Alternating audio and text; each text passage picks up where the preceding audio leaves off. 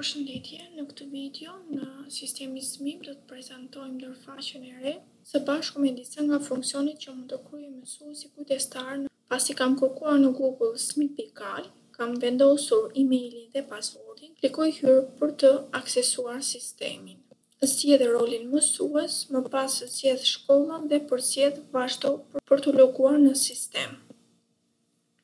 Në këtë moment, shfaqet ndërfaqja e përdoruesit. Me ndërfaqen e re, kemi menun djathtas sipër, në të cilën ne duhet të zgjedhim gjithmonë shkollën dhe vitin shkollor.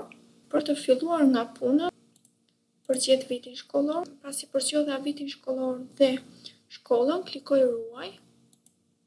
Dhe që të mbyll menun me të dhënat e përdoruesit, do të klikoj përsëri në emrin e mësuesit që kjo menu mos të mbetet e hapur. Përndryshe, nëse unë klikoj në një nga menut e tjera, ajo vazhdon dhe qëndron e hapur. Në mënyrë që të mbyllim këtë menu, klikojmë thjesht në emrin e përdoruesit dhe na mbyllet menuja. Për mësuesin kujdestar, klikojmë në klasën kujdestare, në shfaqjen nxënësit, së bashku me numrin e amësës dhe klasën përkatëse kujdestari. Në këtë rast, mund të bëjmë verifikimin e numrit të amësës për çdo nxënës, paraprakisht para se të nxjerrim dëftesat në sistemin SMIP. Gjithashtu mund të verifikojmë notat e nxënësve nëse janë hedhur të gjitha notat në sistem, në mënyrë që të bëjmë verifikimin e notave për çdo nxënës, klikojmë në komandën shiko për të parë vlerësimet për çdo lëndë. Klikoj.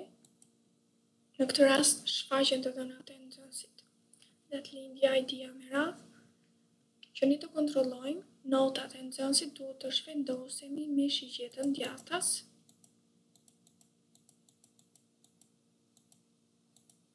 Dhe të jemi aktiv te karriera e nxënësit. Në komandën karriera e nxënësit, na shfaqen të dhënat për këtë nxënës në klasat përkatëse. Dhe për të bërë verifikimin e notave, klikoj shkarko notat. Notat shkarkohen në një skedar në Excel. Klikoj. Klikoj Enable Editing në mënyrë që të updatoj të dhënat dhe zgjiroj kolonën e parë në Excel për të parë vlerësimet për çdo lëndë. Në këtë mënyrë bëhet verifikimi i notat. Shohim që lënda edukim fizik sporte dhe shëndeti në periudhën e tretë ende nuk është hedhur në këtë rast dhe verifikohen dhe lëndët e tjera. Pra në këtë mënyrë ne mund të verifikojmë nëse janë hedhur të gjitha vlerësimet për nxënësit e klasës kujdestari. Për të kaluar në klasën kujdestari, klikoj në tek klasa kujdestare.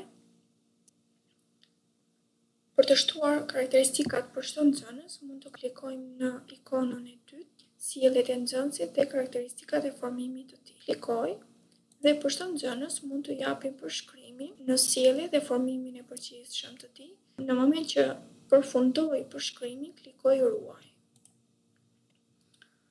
Mund të ndodhë që një numër amëse është vendosur gabim dhe që mësuesi kujdestar të updatojë numrin e amësës, do të klikojmë tek lapsi jeshil, modifikojmë numrin e amësës dhe mund të modifikojmë numrin e amësës. Klikojmë ruaj për të ruajtur ndryshimet.